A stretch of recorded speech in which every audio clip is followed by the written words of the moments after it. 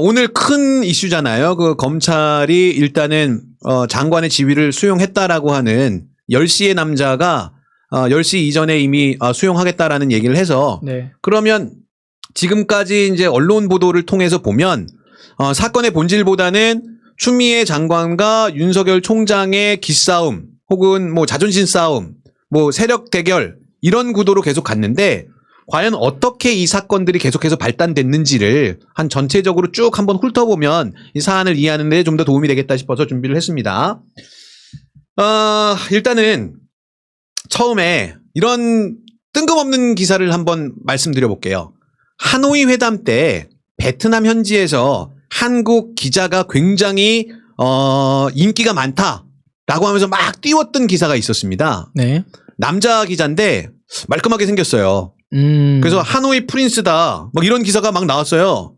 그 기자가 어디 기자냐면 그 채널A 기자입니다. 네. 채널A의 백승우 기자인데 그 당시 기사 일부분 읽어드릴게요. 베트남 기자 트완 씨는 한국 기자의 사진이 SNS에서 활발히 공유가 됐다. 많은 베트남 사람들이 사진 속 잘생긴 한국 기자에 관심을 가졌다라고 말했다. 백 기자는 자고 일어났더니 스타가 됐다면서 누군가 취재 상황을 찍은 사진이 SNS에서 회자된 것 같은데 조금은 당황스럽다라고 말했다. 이어 베트남에서 너무 과분한 사랑을 받고 있어서 어안이 벙벙하다라고 소감을 전했다라고 하는 아주 훈훈한 기사가 화제가 된 적이 있었습니다. 네. 자, 일단 이 기사는 얘기를 하고요. 그 다음에 이제 본 이야기를 이어가도록 하겠습니다. 그러면 지금까지 말하신 거의 요점은 채널 A 기자인데 잘생겼다. 네, 채널 A 기자가 잘생겼고 채널 A에서 굉장히 띄우려고 노력을 했던 것 같다. 네. 라는 정도로 일단은 얘기를 하도록 하겠습니다. 자, 이제 2020년 올해 초입니다. 1월 8일 날요. 그러니까 지금 사건을 3월달 MBC 보도부터 시작하는 사람들이 많이 있어요. 근데 사건의 본질을 보려면 1월 8일 날 법무부 인사를 먼저 보셔야 됩니다. 법무부 1월 8일 날 인사의 딱 큰 틀에서 두 가지가 뭐냐면요. 한동훈 검사가 부산으로 발령이 난 거예요. 네. 그래서 서울에 있던 한동훈이 부산으로 내려가게 됩니다. 그리고 서울중앙지검장에 이성윤 검사가 임명된 겁니다. 자, 1월 8일 날 기억할 건 딱 요 두 개예요. 1월 8일이요? 1월 8일입니다. 네. 그래서 이성윤 그 지검장은 법무부 쪽 라인이다라고 흔히 얘기가 되고 있고요. 그다음에 뭐 아시는 것처럼 한동훈 검사는 윤석열 라인이다, 대표적인 사람이다라고 이야기가 되고 있습니다. 그런데 어떤 좌천성 인사다 혹은 뭐 영전했다라고 하는 이런 세간의 평가가 있었습니다. 1월 8일입니다. 네. 자, 그런데 그 한동훈 부산검사 얘기가 나오니까 저는 개인적으로 좀 궁금해요. 저는 속물이래 갖고 어떤 사람이 검사 뭐 화제가 되고 그러면 이 사람 돈이 얼마 있을까? 아, 돈이요? 월급은 얼마 받을까? 이런 게 좀 궁금합니다. 네네. 자, 한동훈 검사는 부장검사면 2급 정도 되고요. 네. 2급 정도 되는 부장검사면은 얼마 정도 받을까요? 월급으로? 그걸 제가 알 일이 없죠. 찍어보세요. 700? 750 정도 받는 됩니다. 아, 예. 자, 750 정도 받는 그 부장검사인데 재산 신고 내역을 봤어요. 네. 두두두두두두 얼마 있을까요? 그러니까 물려받았겠죠. 집이 원래 잘 살았겠죠. 설마 그냥 검사해갖고 이 돈을 모으진 않았겠죠. 자, 아파트 서초구에 있는 아파트 포함해갖고요. 본인이랑 배우자 명의의 재산이 44억입니다. 44억이요? 네, 44억이요. 그리고 딸은 재산이 3,628만 원 있고요. 삼성전자 주식 800주 보유하고 있습니다. 뭐 참고로 그냥 재산 이건 공개된 내용이니까요. 네. 참 부럽다라는 말씀을 드리겠습니다. 저는 속물이니까요. 아니 3,800만 원밖에 없는데 삼성전자 주식이 얼마라고요? 800주. 800주? 네. 몰빵했나? 근데 한동훈 검사가 73년생이니까 딸이라 그래 봐야 나이대가 3,600만 원에 삼성전자 800주를 갖고 있는 딸 본인이 벌었을까라는 의문은 듭니다. 네. 뭐 잘 하셨겠죠. 네. 자, 그런데 이제 이야기를 계속 진행해 보도록 하겠습니다. 2월 13일입니다. 자, 이제 부산으로 한동훈 검사가 내려가고 한 달 정도가 지났죠. 네. 윤석열 검찰총장이 전국에 있는 그 검찰청들을 쭉 순회를 합니다. 네네. 첫 번째로 간 데가 부산고검이에요. 거기에 2월 13일 날 갑니다. 2월 13일이요? 네. 2월 13일이라는 날짜가 되게 중요합니다. 네. 자, 2월 13일인데요. 2월 13일 날 윤석열 총장만 간 게 아니라 다른 사람들이 갑니다. 같이. 아, 그래요? 기자들이 따라가겠죠. 취재를 해야 되니까. 기자들은 따라갈 수 그래서 있겠죠. 이제 윤석열과 한동훈이 만나고 법무부로부터 좌천성 인사를 당한 뭐 와신 상담이다. 이게 실제 기사가 네. 이렇게 나옵니다. 네. 그런데 이때 따라간 기자가 있으니 아까 그 기자인가요? 그 이름하여 이동재와 네. 하노이 프린스 백승호 기자입니다. 네. 이 두 사람이 같이 따라갔어요. 네. 그래서 따로 한동훈 검사를 만났습니다. 아. 따로 독대를 했어요. 네. 자, 2월 14일입니다. 네. 다음 날이죠. 네. 2월 14일 하면 뭐가 떠오르십니까? 발렌타인데이 아닙니까? 그렇죠. 발렌타인데이 때는 뭘 해야 됩니까? 사랑 고백을 해요. 사랑 고백을 하는데 보통 우린 아날로그 세대니까 네. 뭘로 고백을 하시겠습니까? 편지를 쓰셔야죠. 아니요. 뭐 카톡으로 보고를 하실 겁니까? 자, 편지를 씁니다. 2월 14일 날 이동재 기자가 실제 신라젠의 이철 대표에게 편지를 쓴 날이 2월 14일이에요. 아, 뭐 여기저기 그냥 중구난방 고백을 하는 날이었군요. 그렇죠. 일단 가능성이 높다라고 싶은 데 있으면 다 던져봐야죠. 그렇죠. 근데 어디든 그 전날 받아야 되니까. 한동훈 검사장을 독대를 했었네요. 네. 그리고 편지를 다음 날 보냈습니다. 와. 자, 이 사건이 지금 계속해서 언론에 등장을 안 해요. 왜 그 날짜를 집어주지 않는 겁니까? 2월 14일이 그렇게 중요한 날짜인데. 그렇죠. 발렌타인데이인데 사랑 고백을 했지 않습니까? 그 오늘 인트로 얘기가 혹시 이 얘기 아닙니까? 아닙니다. 아닙니다. 왠지 이거 같은데? 아닙니다. 전혀 네. 아닙니다. 공교롭게 부산이네요. 네. 자, 그런데 이제 이 시간이 좀 많이 건너뛰어서 문제가 되는 거는 이제 3월 31일 날 MBC가 사건 보도를 합니다. 신라젠 이철 대표를 채널A 이동재 기자가 협박했었다. 그런 얘기가 나오죠. 그리고 나서 4월 6일 날 민원연이 이동재 기자를 고발합니다. 네. 어디다 고발을 했냐? 서울중앙지검에 고발을 합니다. 아. 서울중앙지검은 사건 접수가 됐으니까 이제 수사에 들어가려고 하겠지요. 네. 그랬더니 4월 8일 날 대검찰청 인권부에다가 이 사건을 윤석열 총장이 너네가 수사를 해라라고 지시를 합니다. 그러니까 인권부에서는 수사의 권한도 없잖아요. 그렇죠. 수사할 권한이 없습니다. 제일 밑에 있는 조직인데, 자, 근데 이제 이 시기가 차마 크게 사건을 문제 삼지 못하는 기간이었었어요. 네. 선거 기간이었었거든요. 그래서 그걸로 뭔가 뒤집으려고 했던 건가요? 그렇죠. 선거 기간에 어쨌든 간에 이게 선거에 영향을 미치려고 했던 네. 거다라고 보이는데, 아, 확실합니까? 보이는 겁니다. 그냥 뭐 보는 건 제 자유니까. 그랬는데 실패를 해서 드러났어요. 네. 실패를 해서 드러나고 나니까 사실은 사건을 수사하기도 조금 조심스러운 부분이 있었던 것 같아요. 자, 그런데 문제는 4월 16일, 15일이죠. 네. 선거가 끝나고 네. 민주당의 압승이 있었습니다. 그랬죠. 그리고 나서 4월 17일에 윤석열 검찰총장은 채널A와 현직 검사장 유착 의혹 사건을 서울중앙지검이 수사하라고 지시를 했습니다. 네. 근데 중요한 건 뭐냐면요. 4월 13일 날 이미 수사가 시작됐습니다. 4월 13일 날 서울중앙지검 사건 형사 일부에 이미 배당된 사건을 선거가 끝나고 나니까 윤석열 총장은 야, 너네가 수사하도록 하여라. 본인이 손 뗀다고 그러지 않았나요? 아무것도. 그렇죠. 안 한다고. 너네가 수사해 이렇게 얘기를 한 거죠. 근데 네. 이미 수사가 되어 있는데 나는 지금 이 사건에 대해서 내가 어떠한 의도를 갖고 있는 것도 아니고 수사해야 되는 걸 수사해라라고 이제 얘기를 합니다. 저 막 공부를 열심히 하고 있는 학생한테 자, 공부하여라. 그렇죠. 조용히 좀 하세요. 방해돼요. 학생 입장에서 그럴 텐데. 자, 그러고 나서 이상하게 아무런 일이 좀 없어요. 좀 진행이 잘 안 됩니다. 네. 그러다가 4월 말이 돼서 서울중앙지검이 채널A를 압수수색하려고 하죠. 저희가 이제 방송했던 기억이 나는 게 이게 압수수색이니 아니니 주말까지 계속 이러고 가다가 짜고 치는 고스톱 아니니. 펜션 잡아놨는데 그 좀 풀어주세요 뭐 이러는 거 아니냐라고 저희가 우스개로 말씀드렸는데 서울중앙지검이 압수수색을 하고 나니까 29일 날 다음 날 윤석열 총장이 균형 있게 수사해라. MBC도 잡아넣어라. 그렇죠. 그런 얘기를 합니다. 자, 그런데 여기에 좀 또 잘 드러나지 않았던 게 뭐가 있냐면요.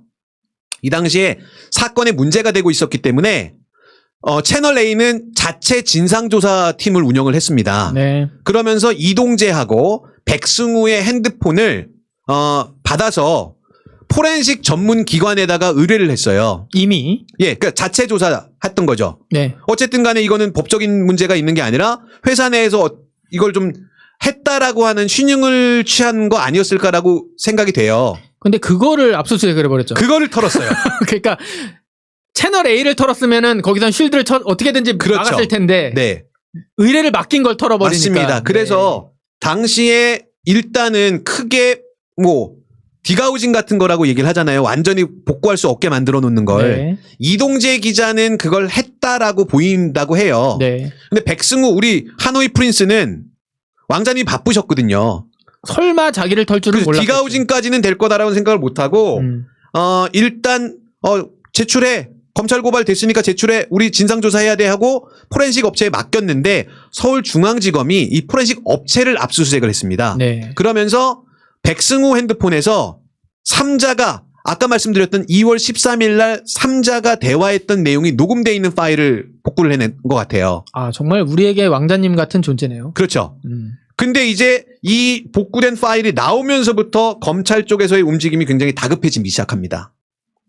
그러니까 예를 들어서 이동재한테는 분명히 없다라고 확신했고 네. 한동훈한테도 없다라고 확신을 했었는데 네. 의회의 결과가 백승우 거에서 나올 거라는 거를 예측을 못했던 거죠. 걔가 녹음하는 걸 몰랐나 보네요. 그럴 수도 있고요.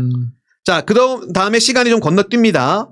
자, 6월 2일 날 이제 그 전에 이 부당하게 취한 거기 때문에 법적인 효력이 없다라고 이동재는 주장을 해요. 네. 그래서 결국은 압수수색 영장을 받아서 6월 2일 날 공식적으로 서울중앙지검이 이동재 또 실명을 까겠습니다. 법조팀 팀장이 배모 씨라고 언론 기사에 나오는데 제가 보니까 배혜림 법조팀장이래요. 네. 그리고 홍성규 사회부장 이 세 사람의 휴대폰이나 노트북 같은 경우를 다 압수수색을 했다고 해요. 그런데 이동재 같은 경우에는 노트북 2개 다 포맷되어 있었고 전화기도 다 디가우징 같이 없애버려갖고 전혀 자료가 안 나왔다라고 얘기를 네. 합니다.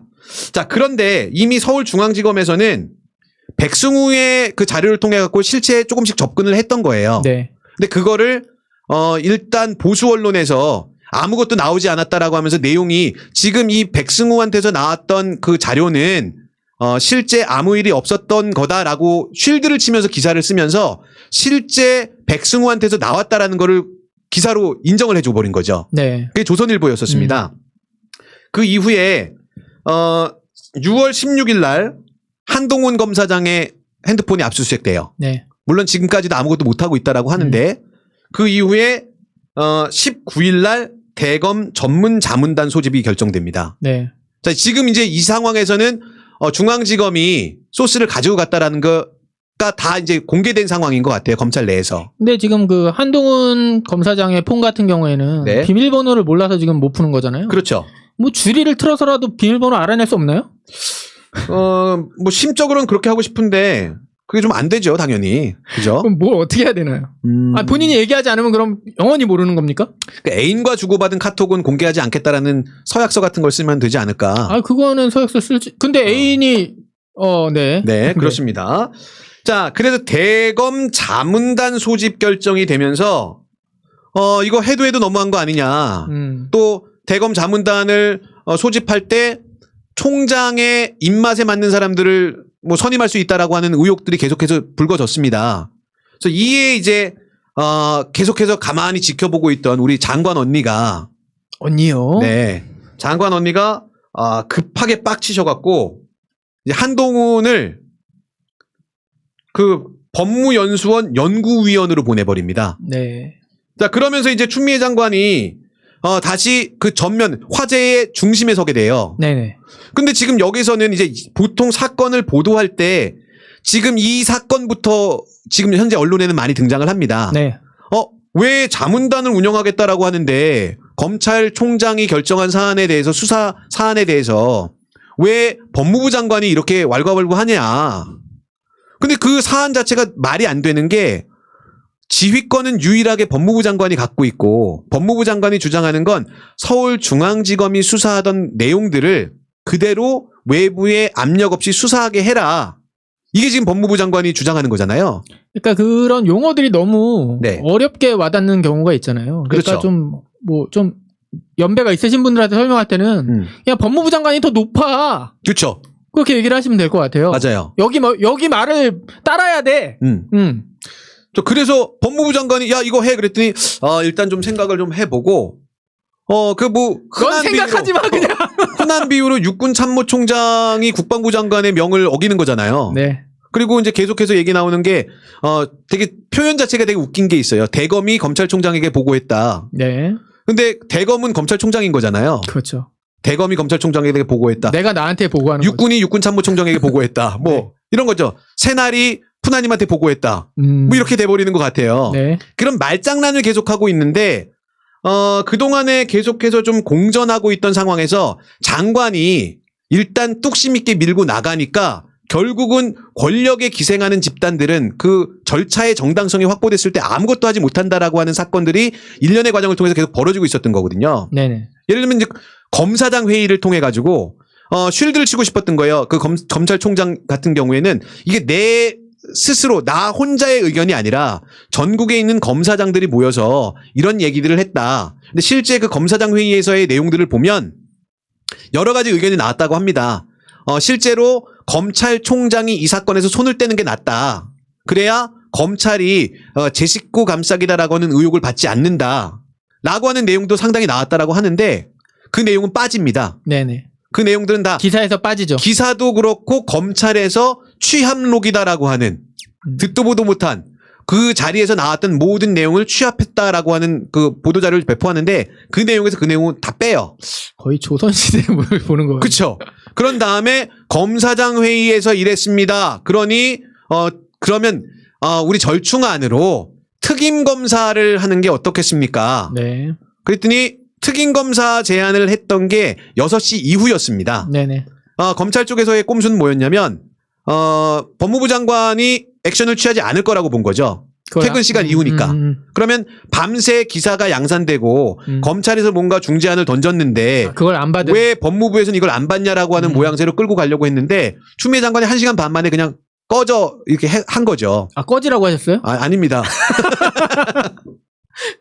그러면서 이 기존의 프레임에 빠지질 않았거든요. 네. 그리고 장관이 연차를 내면서 우회 접속할 수 있는 수단들을 다 잘라버렸어요. 그리고 절에 가셔가지고 우리 자작나무 염주로 이게 한 방 내려칠 거를 고민하셨다라고 하는 뒷얘기가 좀 있는데 네. 자 그러고 나서 산사에서 고민을 한 장관이 와서 야 내일 10시까지 갖고 와.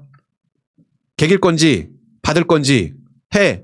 그랬더니 또 갖가지 꼼수를 가지고서 특임검사는 아니지만 특임검사인 듯한 모양새를 취해서 이 사람을 사건의 책임을 지게 하고 수사를 하는 게 어떻겠습니까? 라는 중재안을 던집니다. 아니 왜 그냥 일을 쉬운 걸 자꾸 비비 꽂죠? 그렇죠. 그러니까 제가 이제 계속 갖고 있는 의혹은 처음에는 검찰총장이 왜 이럴까라고 하는 생각이 들었었는데 검찰총장도라고 하는 의혹이 들기 시작합니다. 네. 자, 근데 이제 언론에서는 왜 이 지금 항명에 가까운 사건을 보도하면서 너무 어렵게 보도하고 가장 핵심이 됐던 건 이동재 기자와 백승우 기자가 한동훈 검사장을 만나고 다음날 이철 대표를 협박했다라고 하는 사건에서 이어지고 있는데 네. 그 사건의 본질은 제외하고 네. 계속해서 추미애 장관이 월권이다. 혹은 추미애 장관이 아들 문제의 이야기가 나오자마자 이걸 검언유착이다라고 하는 프레임으로 아들 문제를 덮으려고 한다. 이런 얘기까지 나오고 있거든요. 네. 근데 실제로 아들 문제가 있을 수도 있습니다. 그건 제가 모르는 거니까. 아들 문제는 아들 문제인 거고 지금 아들이 카츄샤 아니었나요? 맞아요. 미군의 문제잖아. 미군. 그렇죠. 왜 미군의 업무 방해를 할 수 있죠. 네, 조지타운 대학 업무 방해도 있는데. 자, 그런 식으로 지금 계속해서 언론은 이 사건을 계속 뭉개면서 섞으려고 하는 경향이 있어요. 네. 근데 실제 검찰이 항명하고 있는 상황이고 검찰 쿠데타라고 얘기되고 있고 검찰과 언론이 선거에 개입할 의도가 보이는 걸로 의혹이 있는 사건을 일으켜서 지금까지 이어지고 있는데 그 사건을 마치 두 정치인이 차기 대권을 노리는 두 사람의 기싸움이다라고 하는 것처럼 흥미주의 가십거리로 이거를 좀 몰아가고 있다. 전체적인 흐름을 보면 실제 사건은 지금 현재 언론 기사에서 사라지고 있고 그 사건에 대한 명확한 내용들이 나오고 있다. 그리고 이 사건을 담당했던 지금 중앙지검의 수사검사는 실체적 진실에 다다랐다. 믿고 그대로 봐주시면 결국은 국민들이 의혹 전혀 없게 오픈될 수 있다. 검언유착 수사팀장 실체 진실의 상당 접근 믿어달라. 라는 얘기가 나오자마자 온갖 꼼수를 통해 갖고 이 사건을 수사팀장은 실체를 파악했다라고 하는데 그 실체는 안 받고 다시 수사를 하려고 하는 이런 형국이다. 잘못했네 수사팀장이. 그걸 그렇게 얘기를 하니까 나 네. 같아도 못 받겠네. 그리고 심지어는 이제 검찰에서는 장관의 그 지휘를 받았잖아요. 네. 그러면서 이제 새로운 프레임을 물고 가는 게 특임 검사 제안은 네. 우리가 한 게 아니라 법무부에서 한 거였다. 그래서 우리는 법무부에서 제안을 했기 때문에 법무부 제안을 받은 거고 법무부 제안을 받아서 장관한테 보고를 했더니 장관이 이거를 또 파토를 냈다. 그러면 법무부는 장관이랑 별개의 조직이 돼버리는 거잖아요, 또. 그렇죠. 계속해서 이런 언론 플레이를 하고 있는데 그 실체가 무엇인지 제대로 확인하지 않고 검찰발 보도자료를 다 받아쓰고 있는 지금 언론이 가장 큰 문제점이다. 검찰들의 모든 검찰들의 그걸 받아 써주는 게 아니잖아요. 그렇죠. 그 몇몇 네. 네. 그 검찰- 사람들 것만 받아주고 있고. 검찰총장을 필두로 한 그 집단의 이야기만 제대로 받아쓰고 있는 거죠. 아, 그거 확신하십니까? 위험한가요? 뭐 아니 근데 저는 수사팀장님이 네네. 그걸 발표할 때 지금 아직 나온 게 없어서 네. 좀 수사를 해봐야 될 것 같다 그러면 네.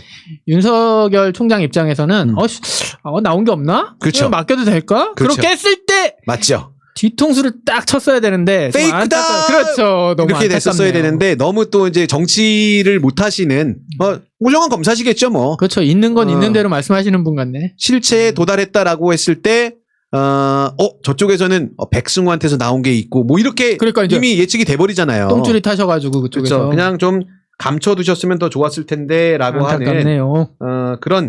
그런 좀 아쉬움이 좀 남습니다. 네네. 그래서 큰 틀에서 흐름을 다 보셔야 된다. 그게 이 사건의 핵심이고 그 사건의 핵심에는 우리 하노이 왕자님이 계시다. 아유 왕자님 화이팅입니다. 그 왕자님 덕분에 실체적 진실이 드러나고 있다라는 어. 말씀을 드리도록 하겠습니다. 네, 용감하게 디가우징도 안 하시고 정말 잘하셨습니다. 그러니까요. 설마 하셨겠죠. 설마 나까지. 뭐 제가 이게 지켜보니까 잘생긴 애들이 게을러요.